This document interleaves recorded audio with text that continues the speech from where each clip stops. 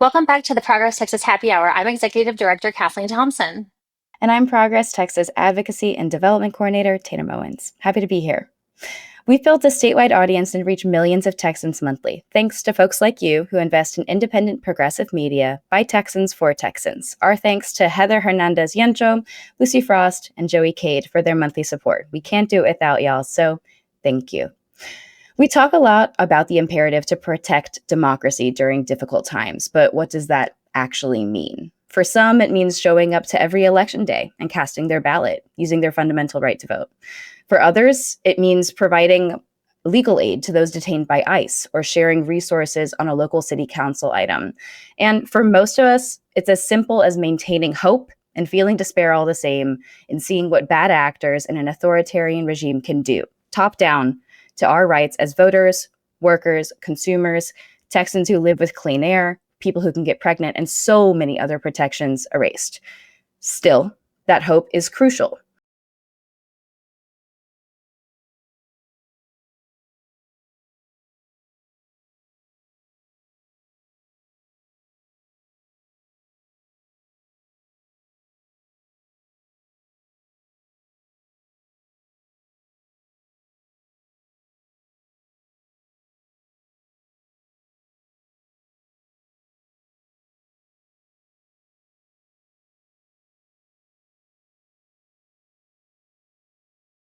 Democracy is not just an idea, it's a practice, held by people like you, dear listener. This is a crucial distinction because authoritarian and autocratic bad actors are betting on you remaining in the dark and in despair, while they stomp out you and your neighbors' rights in elections, to be sure, but in the courts as well, where so many battles end up. Whatever your top issue as a pro-democracy voter is, you should care about the courts. And here to talk to us today about why that matters is native Texan Skye Perryman. She's the president and CEO of Democracy Forward. Democracy Forward is a nonpartisan national legal organization that promotes democracy and progress through litigation, regulatory engagement, communications, policy education, and research, providing legal representation and expert counsel to the people and communities who make up the fabric of American democracy free of charge. Welcome to the show, Skye. So great to be here with you guys. And you told me you were a longtime listener when we met recently outside of downtown Austin. So we really appreciate you following along. Absolutely. I love getting your email updates. So that's a plug for that too. They're very helpful. Thank you. Listeners, sign up at progresstexas.org to get those emails like Skye. Will you start us off and tell us about Democracy Forward? Tell us more about what you do and what specifically would that work entail? Yeah, so Democracy Forward is an organization that's committed to building a bold and vibrant democracy for all people. We principally use the law and legal action, filing lawsuits, taking legal action, filing demands before state and federal governments to obtain information that people have the right to know and sort of shine a light and investigate what's happening with their government. And then we also do a lot of work to build community, to communicate with the public, but also to make sure that people are activated in their own communities about how they can achieve a democracy that works for all of us in this time. What that means tactically right now is that we're seeing a crisis in our country. I don't have to tell folks in Texas that. As state leaders across the country would violate people's constitutional rights, you will see us in court. We sue. Unfortunately, we have to sue the state of Texas on behalf of Texans a lot. And you also see us in court, of course, at the federal level, where we have filed hundreds of lawsuits against the Trump-Vance administration in order to help protect people's rights. And of course, Democracy Forward has partnered with more than 600 clients and partners, filed more than 710 legal actions, and launched more than 400 investigations. Coming back to those feelings we talked about of hope versus despair, would you share about the reality of wins versus losses in the courts? Yeah. So, I mean, right now, the American people are living through an incredibly difficult time in terms of what the government is trying to do to them, what the government is trying to do to our future, and what the government is trying to do to our democracy as a whole. But in the courts, we're seeing a different thing. Over the past year, there have been about 700 federal legal actions filed in federal court. We have filed hundreds of those. We have actively coordinated many more of those. Those actions are being filed by groups like Democracy Forward. They're being filed by partner organizations like our wonderful friends at the ACLU or at Public Citizen or at the Legal Defense Fund. They're also being filed by state AGs, not Ken Paxton, of course, but state AGs in states that are really trying to protect their own state citizens' rights. So that's where those actions are coming from. There have been about 700, which is the largest you've seen in any type of response in a first year to an executive branch out of necessity, given how lawless this executive branch is. And people in communities are winning about 80% of the time in court. 70 to 80% of the time we're winning. The administration is losing. The administration is taking less than 5% of its cases, or seeking to take less than 5% of these cases to the Supreme Court. And right now, there are people in this country, hundreds of millions, that if you are engaged in community programs, if you're relying on the EPA to keep your air and water safe, if you are someone that works on or that receives the benefits of certain community and federal programs or small business credits, if you're someone that engages in the education system, if you're someone that is working at a small business, everyone in this country right now is being protected by certain court orders that we have been able to secure in the courts this last year. So our message to people is, while we are in crisis and while this is a very scary time and people are being terrorized, and we're not going to be able to stop all of that in the courts because we have a president that's intent on doing this to people. Can't stop all of it, but we're stopping a whole lot of it. And it would be a lot worse without this incredible court action that's not just about the lawyers, but it's about the communities that have stepped up and said that they are willing to go to court to defend themselves, their rights, and the rights of all Americans. That 80% number is very helpful for people to understand how much success there is and why courts matter. But is that what you attribute it to? Is that it's the whims of the president, why there's a new Hydra head popping up every day, why there's still so many more cases? I mean, we saw President Trump tweeting out instructions to Pam Bondi, either by accident or he thought it was a private message, or maybe it was a tweet. But is that what you attribute it to, that there's still so much work to do because it's whim based? Well, look, I mean, this is an administration that's doing a few things. I mean, one, it operates at the whims of the president, and sometimes those are whims, and sometimes those are calculated efforts that are being driven by very far right and extreme movements that want to eradicate democracy in this country. And you see the administration operating out of those playbooks as well. So whether it is the whim of a madman in the White House or whether it is a calculated attempt out of an autocratic playbook, either way, we've got to get into court. Now, we are winning these cases because the administration is just as lawless as it is incompetent. And they, on a routine basis, ignore very basic pieces of the law that, frankly, if they were a little more careful, they might be able to prevail a bit more or make it harder for us to win. And then we also are winning because what they're doing is outright prohibited by the U.S. Constitution, among other things. We are winning before judges that President Trump himself appointed. We are winning before judges that Republicans appointed. We are winning before judges that Democratic presidents appointed. So these are not judge-shopped cases. They're not, well, oh, they got lucky because they were in this court.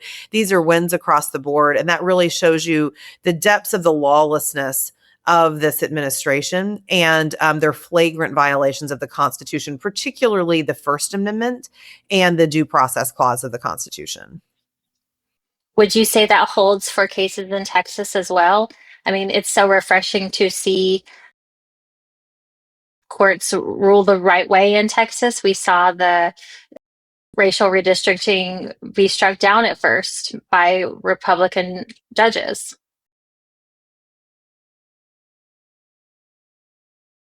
Yeah, I mean, look, Texas is a harder landscape. There's no way around that. There are elements in Texas of the very extreme movement that you and others have covered that have infiltrated a lot of our institutions, including our courts over times. But we have seen Texas judges and we have seen Texas courts rebuke this administration and rebuke, by the way, the Texas legislature. Just a few weeks ago in Texas, we won a federal court order here in Texas, striking down SB 13, which was a Senate bill that passed in 2021 that blacklists certain companies for sustainable investments. Right. That is an autocratic law. It's an anti-business law. It's an anti-climate law. It's an anti-a lot of things law. But at its base, it is an autocratic law to try to punish people's ability to invest or their ability to hold certain values as business owners by putting them on a blacklist. I mean, that's as autocratic as it gets. And we won, a significant court order in that case against the state and against Ken Paxton's defense of the law. Here in Texas, we have seen the Fifth Circuit question and block attempts to invoke the Alien Enemies Act. We've seen federal judges in places like Brownsville and others do the same thing. And so I will say that while, of course, the terrain is often harder in places like Texas, we are seeing the courts in some instances hold here, which is really shows you, I think, the power of people, the power of the courts, but also this extraordinary time that we're in where we're dealing with an administration that truly is just so flagrantly violating the rights of people that even those who may be from political movements or ideological movements that are a bit more aligned with the administration are having to say no. Thanks for bringing that closer to home for us. And speaking of being closer to home, you're in Texas recording with us this morning, and you just wrapped a South by Southwest event with the amazing Stacey Abrams called We the People. And that was focused on how communities can work together, about local, state, and federal leaders working together to reverse this walk towards authoritarianism and leaving behind democracy in general. So many folks have, I guess, washed their hands. Democracy is not working too well for them. They're going to walk away. Will you talk to us about that discussion that you had and share with folks who couldn't make it down to South by Southwest? Yeah, so it's been a great few days in Texas. We've done a few things. We started with having just the local leaders together for some dinner, and we're able to hear about just really tremendous, amazing work that's happening here in Texas. And it's so important that people and communities here be connected to each other, people that are seeking to make change. So we talked with some journalists that are doing great work to tell stories like you all are, with people that are helping to secure and protect elections, local lawyers that are there. We talked with folks that are working in the education system and bringing programs to students in Texas, including programs around STEM. So it was just like a really inspiring evening to see all of these different folks from different walks of life, all Texans, seeking to make change in their communities, and then really reflecting on the change that can make for the rest of the country. And then, of course, we had South by Southwest yesterday, and I was joined by Stacey Abrams. She and I and Democracy Forward have been partnering on a few initiatives to really help people understand, realize, and affirm their power in this time. We know that democracy has not been working and delivering for people. We don't make excuses for that. There has to be big, bold change in this country for all of us to be able to have the future that we deserve, the future that we want for our kids or for our loved ones or for our communities. So that's the work of this generation. Unfortunately, now the work of this generation is also trying to stop an incredibly accelerated democratic backslide. And so Stacey and I are doing a lot of work to help educate people about where we are, because it's kind of hard when you pull up out of your day to life and you look at it to admit that we are in the middle of a accelerated backslide into autocracy. And so we have been partnering with Stacey on the 10 Steps campaign, which explains to people what the 10 steps to autocracy are. By the way, it's not just having your elections threatened. There's a lot of other steps. You can be in an autocracy and vote in elections. You can see that in Hungary and Russia and Right. everywhere else, right? So it's really to help make people understand what they're seeing. But then there's also 10 steps to freedom and 10 steps that people can take to build and push and build the freedom that we need. That program, which we at Democracy Forward are partners in, you can learn more at 10steps.org. But that program is also very similar to some of the community-based work that we're doing at Democracy Forward to really make sure people understand democracy is at your front door. It's not in Washington. It's not just in the Austin Capitol. It's at your front door, and how you're interfacing with people, how you're engaging in your community. Are you protecting your library? Are you showing up for elections? Better yet, are you volunteering with your community, and how we can ensure that people can make their voices heard? Are you showing up to your local chapters to march or to make change, delivering food to people when the president threatens their very food? I mean, we've had that happen over the last year. All of those things are acts of democracy. And so we've done some work together. And then of course, Democracy Forward doing work with communities like those here in Texas through a range of our programs that people can learn about if you go to democracyforward.org and go to get involved. We have programs around dinners for democracies, coffee for change, ways that you can engage in this moment. And then we've also been talking a bit about a book that I'll have coming out in August called Ordinary People, Extraordinary Time, that is all about the steps that ordinary people like all of us can take in this moment, in this extraordinary moment. And so it was action packed. We did a conversation at South by. We got incredible questions from the audience. People are concerned about everything that the listeners here are probably concerned about, everything from our elections to the safety of our schools and libraries to just what's happening with the president. Is he even following court orders? We talked about all those things. And then we gathered with another community group, and I think you were able to join us, Tatum.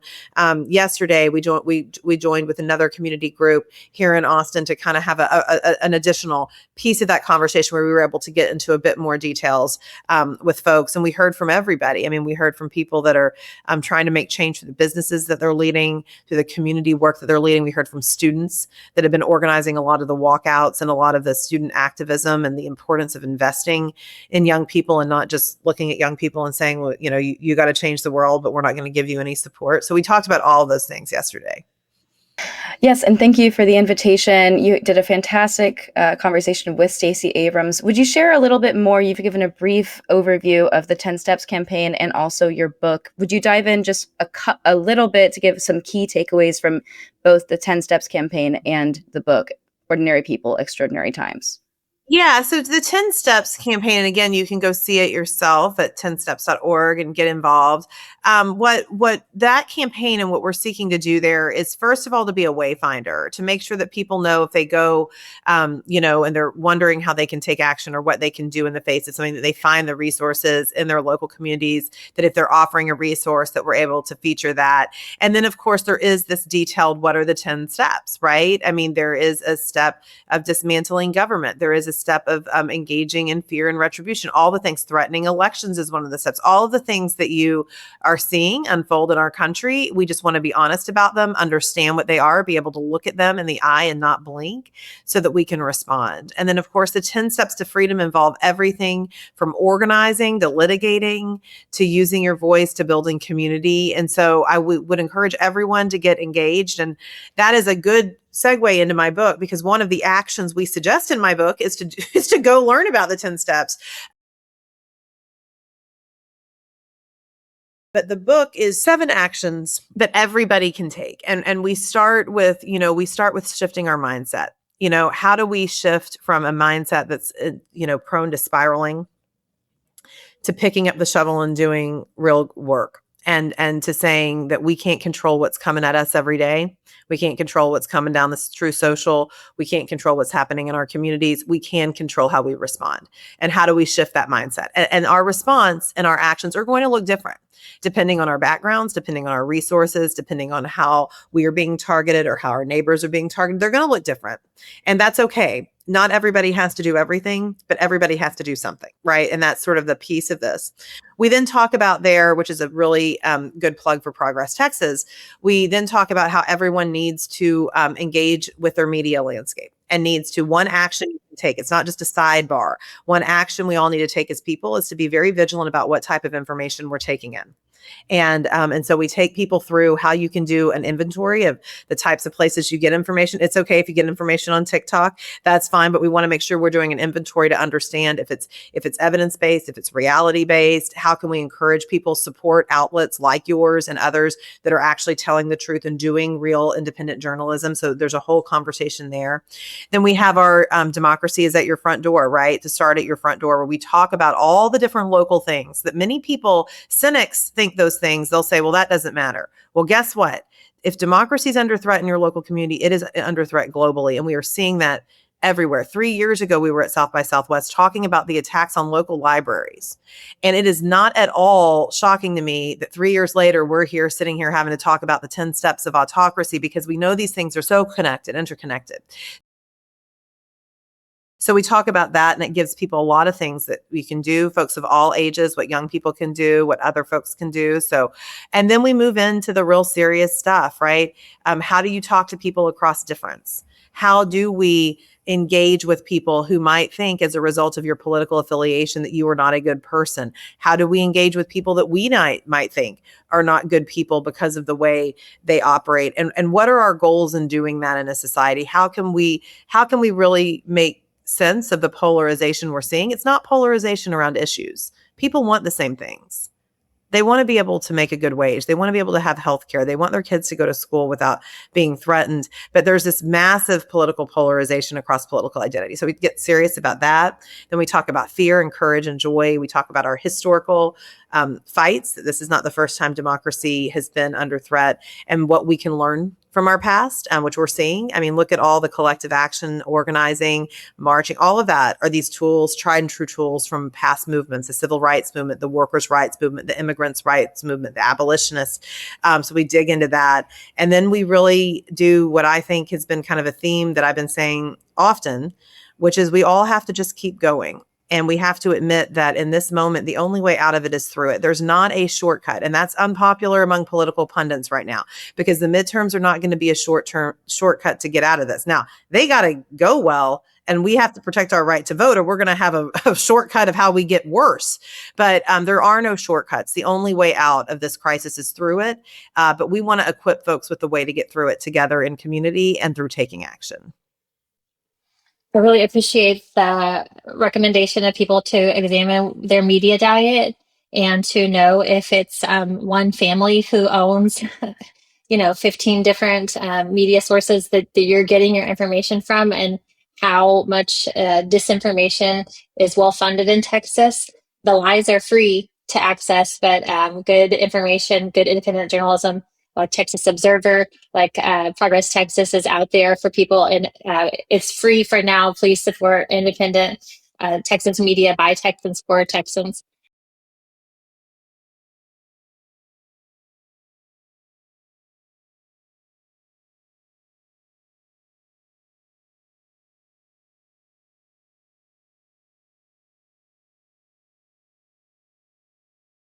Just go to 10stepscampaign.org.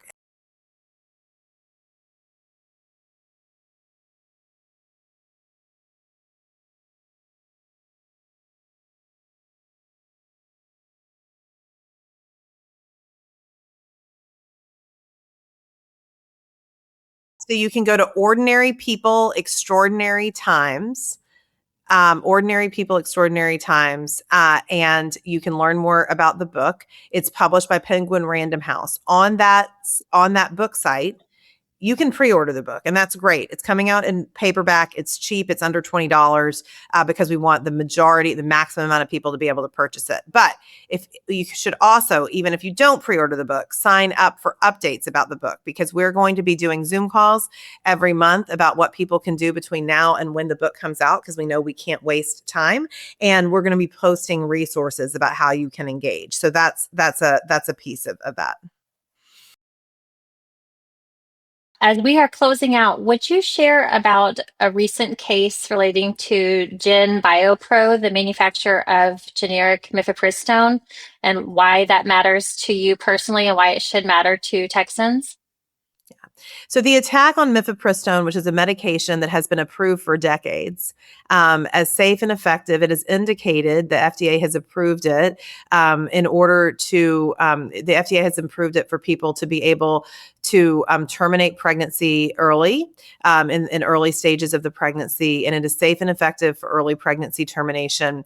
It is available through a medication, through a pill, and that you take along with another pill that enables people to get access to reproductive health care. It is safe and effective, and it's been approved by the FDA for decades.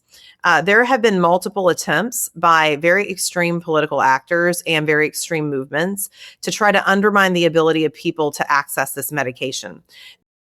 These attempts are not new, but they have become quite intensified in recent years. And of course, a big place where they become intensified is Texas, where a far-right organization that nine members of the U.S. Supreme Court said had no business being in court. 9 members. I mean, this court doesn't agree on much. 9-0 said that they didn't have any business being in court, filed a case in a federal court here in Amarillo, Texas, a few years ago, trying to get the medication to be taken off of the FDA's approval list. And it threatened reproductive health care access for millions of people across the country. It made people very afraid that they were not going to be able to access their medication. And it was a sham lawsuit that 9 members of the Supreme Court, once it got to the Supreme Court, should never have been filed in the courts. Unfortunately, those attacks on mifepristone have not subsided. And now we have a number of states, including Louisiana, which is, I think, the case that you want me to talk about now, seeking to undermine access and approval of the drug. And of course, now we have a concern because normally FDA would be defending the efficacy and approval of the science and evidence, but right now the lawyers for FDA are at Pam Bondi's Department of Justice. And so we have a deep concern that what you have here is not actually a controversy in court, but you have 2 aligned interests, the leadership in Louisiana and the leadership at the Department of Justice that might try to misuse the courts to undermine access and approval of mifepristone. So our client, Gen Biopro, which is produces a generic version of mifepristone, has been committed to access and availability forever. That is why they sought approval for the generic medication so that people could afford it and could get the medication. They've also been willing to use their position as they should to defend themselves, the medication, and to defend access for all. And so they have filed a motion, and it's been granted to intervene in this court in order to defend access to mifepristone when we have deep concerns that the Department of Justice will not.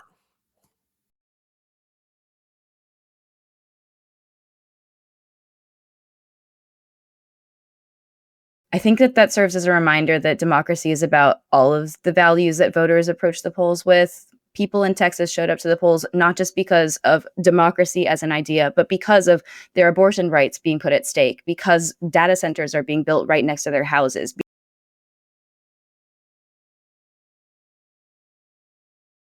Democracy is a kitchen table issue. That's right.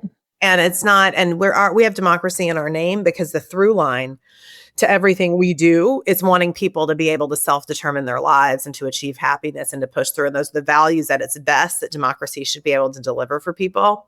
But democracy shows up in all of these ways. And it's why we're in court on behalf of people that use SNAP benefits to be able to put food on their table. It's why we're in court on behalf of people that just want scientific-based analyses being done about their health and about the well-being of the country. It's why we're in court on behalf of people who need to access reproductive health care. It's why we're in court on behalf of all types of communities and the issues that matter to them.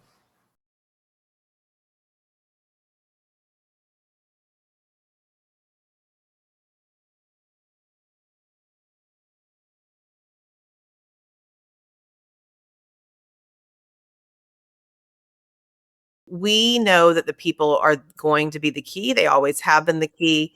Politicians are followers, people are leaders, and people are stepping up and leading in this time. So I would encourage everyone to go to democracyforward.org and to go to get involved. And what you're going to see there are things that you can do with the click of your mouse or your click of your iPhone.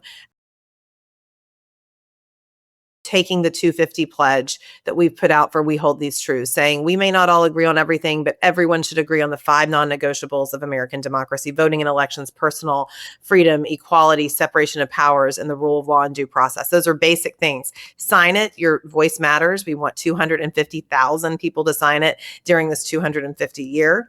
We're doing a lot of work to reimagine that democracy and do the work for making sure that it can be built when we get on the other side of this crisis. You'll see ways to get engaged in that. And then you'll see some of our tried and true programs, our Dinners for Democracy, our Coffee for Change. These things are really important. And we're seeing every day how people across the country in all 50 states, red, blue, purple, all 50 states are engaging in this work together. And so we invite you to do that. So democracyforward.org, go to get involved. And there's so many actions you can take.